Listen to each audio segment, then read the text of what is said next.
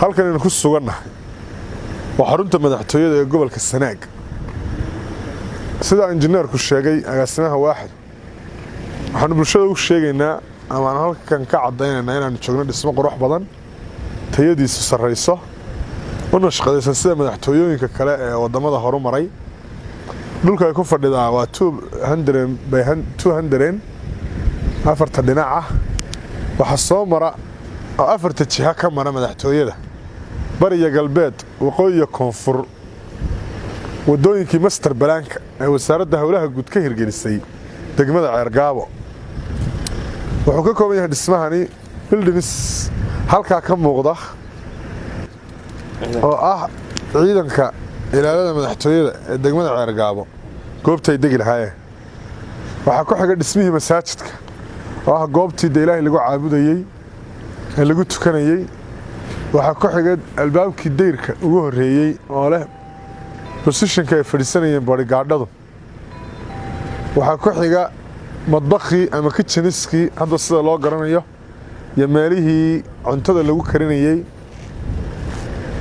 oo systemkii cuntada ah oo si qurux badan u dhisan waxa ku xiga guriyihii gastiska ahaa oo bildinada waaweyn ay yihiin gastiskii madaxtooyada marti sharaftu ay ku degi lahayd waxa ku xiga hoolkii weynaa ee shararka oo u dhigmo hoolkii caasimadda madaxtooyada caasimadda hoolkeedii hool la mid ama ka weynba ah waxaan joognaa halkan hor taaganahay iyadoo ah buildingkii ahaa deganaanshaha madaxweynaha iyo madaxweyne ku-xigeenka iyo waxa la yiraahdo xafiisyadii madaxweynaha iyo madaxweyne ku-xigeenka oo iyaguna ka furan oo dhisaynada iyo jeedooyinka laga lahaa waxay ahaayeen haddii madaxweynuhu gobolka Sanaag yimaado gobolada dalka maalinba mid lagu shaqeeyo meel ku habboon oo suitable ku ah in 3 bilood ama 2 bilood madaxweyne deganaan karo ofiskii leh kii qaabilaada leh howlkii shirarka wasiirada leh horta meeshan ka dhisan saakana kormeer baan ku joognaa lacag aad u fara badan oo ah cashuurtii laga ururiyay shacabka Soomaaliland ee kala gedisan oo mid jiracsan iyo mid weyn bale bay dawladdu uga hirgelisay halkan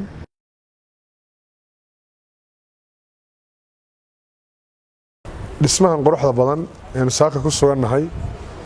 saddexda xafiis dayrka weyn qaybta waashmaanka waxa laga fuliyay miisaaniyadda qaranka waxa superfis gareynayay oo heshiis la gashay oo waxa la leeyahay dhismaha qaranku leeyahay mas'uulka ah maalinta la bilaabo ilaa maalinta la dhameeyo wasaaradda hawlaha dhulka iyo guryeynta ay mandate-keeda tahay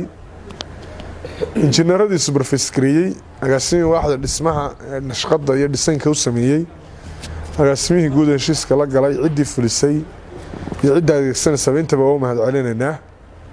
waxaan saakin dhahayaa ku soo aragnay dhismahaas dhamaystirmay lagu shaqeynayo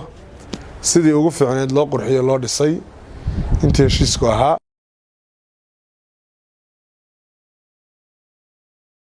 waxaan hadda ku sugannahay garoonka kubadda cagta ee magaalada Ceergaabo waa garoon qurux badan oo dhul fiican haysta haddii looga faa'iideeyo si qurux badan loogu hagaajiyo reer Ceergaabo wuxuu ku yaala shacab area magaalada gudaheeda ah halka magaalada qayb uu ka baxsan yahay in door loo sii socdo inta dabadeed mashruuca garoonku sida injineeradu idin sheegeen 3 waji buu ahaa mid garaacista iyo soo kicinta dhulka ah iyo mid biyo ka saarista ah maadaama meel godan oo darra ku yaalay u baahan in biyaha laga saaro iyo mid jaranjarooyinka iyo in meesha dhismihii hore ka hadhay kor qaadista dadka taarabuunka fadhiya iyo jaranjarooyinka yana in kor loo qaado qaybtu u adkayd isu dawsidaad sheegtay weynoofish ee garaaca iyo kor qaadista iyo biyo fadhiisiga xawligeediya intan kale ee dhinacyada soconaysa biyuhu ay fadhiisanayaan kale mashruuc ugu weynaayo marba in baa la qaadayaa mashruuca 3 faysana intaas hadda inoo fushay inta kale waa process insha Allah 2022 inuu gabagabaan rajaynaynaa garoonka quruxda badan ee cagaaran baa ka soo baxay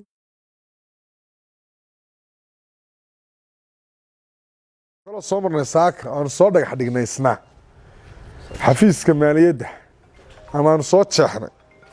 xafiiska maaliyadda ee madaarka magaalada Ceergaabo ee customka baanu isagana soo dhagax dhignay soo jeexnay oo soo maray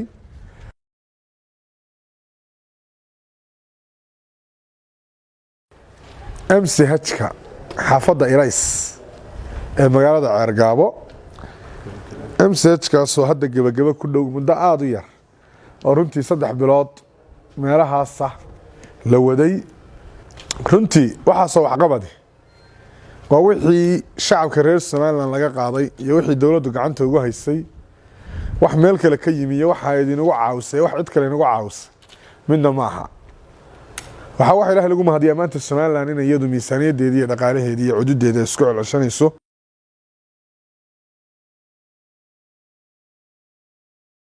madaarkan wuxuu ku fadhiyaa 7 kiiloomitir dhul ah square ah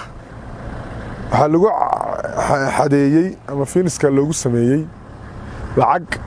100,000 dollar ah oo ahayd xadeynta iyo fiiniska madaarka waxa miisaaniyadda laga dhisay lacagta laga maalgeliyay qaranka maanta waxaan u nimi xadeynta